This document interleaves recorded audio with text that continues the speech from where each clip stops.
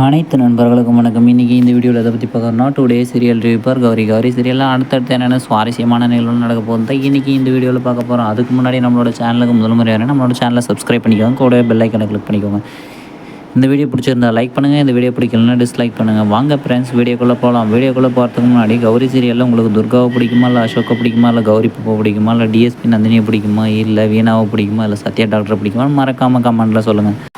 நம்மளோட துர்காவாக வந்திருக்கிற கடப்பா கனகா அடிக்கடிக்கு வந்து ஜமீன் குடும்பத்தை மொத்தத்தையும் ஆட்டி படிச்சுட்டு இருக்கிறாங்க, பயமுறுத்திட்டு இருக்கிறாங்க, மரண பயம் என்னன்றதை காட்டிகிட்டு இருக்கிறாங்க.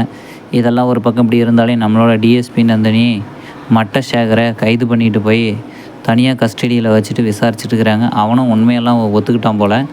இது இப்படி ஒரு பக்கம் இருந்தாலுமே அந்த பக்கம் நம்ம கடப்பா கனகா ஜமீன் குடும்பத்தாரங்களை டிஎஸ்பி நந்தினி மேடம் அசோக்கு ஃபோன் பண்ணிட்டாங்க அப்படின்னு சொல்லிட்டு ஒரு புதுசாக ஒரு ரூமரை கிளப்பி அசோக்கிட்ட வந்து கேட்க சொல்கிறாங்க. அதெல்லாம் அப்படி இருந்தாலே அது ஒரு போலியானதாக அவங்க கிளப்பி கூப்பிட்டு வந்தாலையும் மறுபடியும் டிஎஸ்பி நந்தினி மேடமே ஃபோன் பண்ணி அசோக்கு பேசும்போது மொத்த குடும்பமும் அவுட் ஸ்பீக்கரில் போட்டு கேட்டுக்கிறாங்க.